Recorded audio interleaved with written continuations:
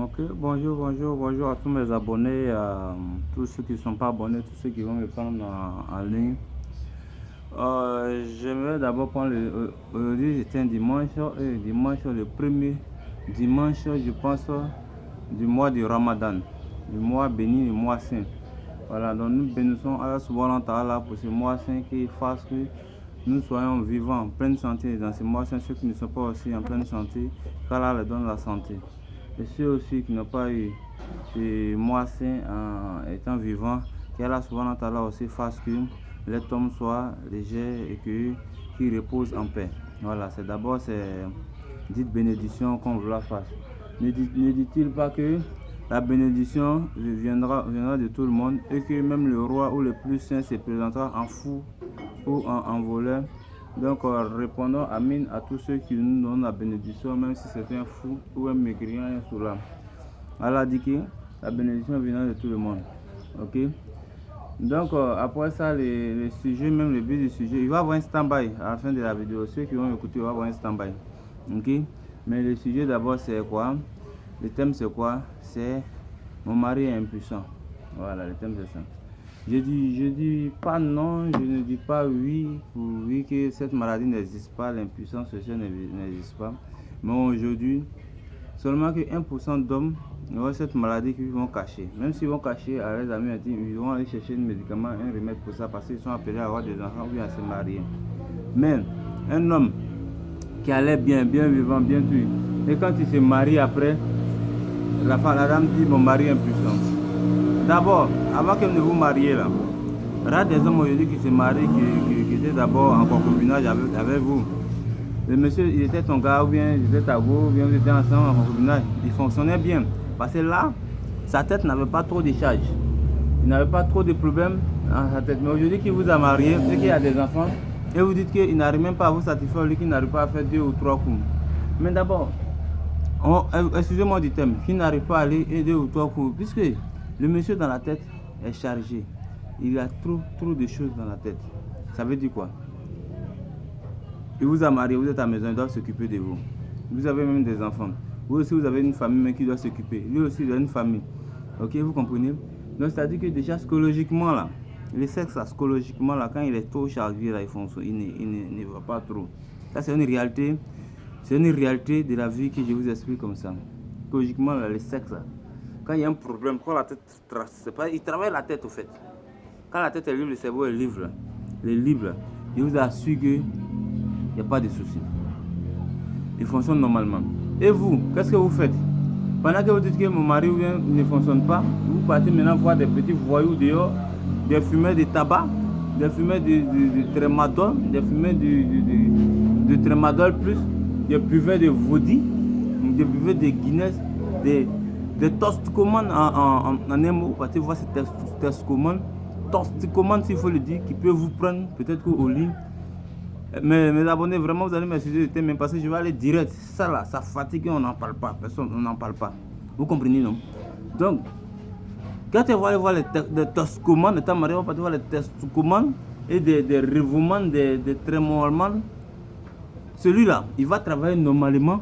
Il va peut-être même si c'est 10 coups, même la dame demande, il va le faire. Parce qu'il n'a pas de problème. Puis c'est elle-même qui va aller payer même le logement. C'est elle qui va aller payer l'hôtel même pour se faire satisfaire. Donc ce monsieur-là n'a rien dans la tête, ça, son cerveau est libre. Donc il va travailler normalement, il va faire normalement ce qu'il veut. Parce que, d'abord, ton mari, lui, c'est quoi? Lui, il a la charge, il a la popote chaque matin. Il a le loyer qu'il doit régler.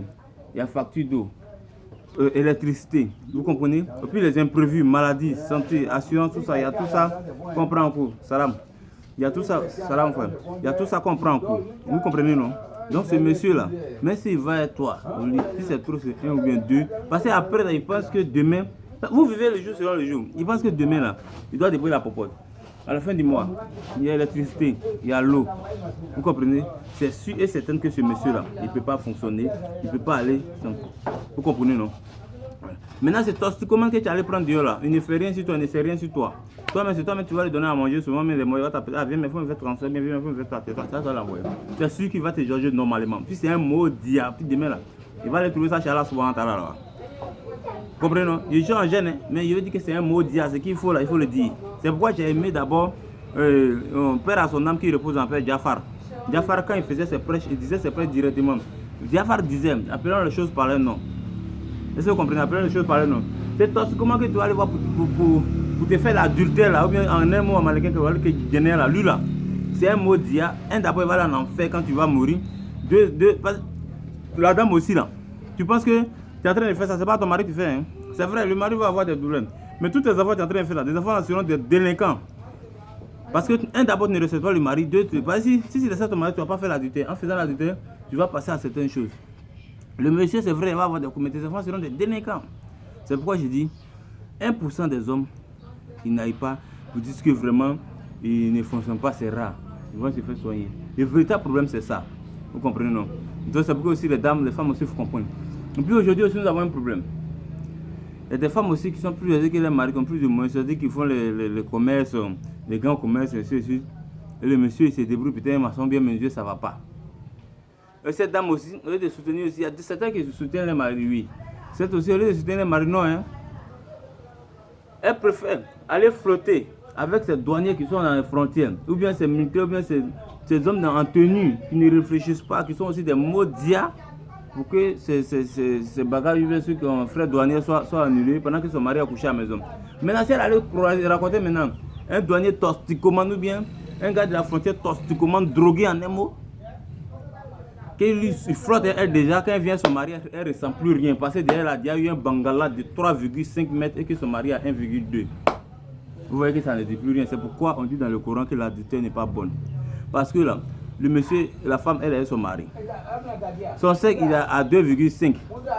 Au début, ça va parce qu'il n'y a rien, ça va. Elle supporte, ça va. Mais après, elle va rencontrer maintenant un toxicomane, un vaudimane maintenant, qui a un bangala de 10 mètres, qui flotte ça. Son mari maintenant ne lui dit plus rien.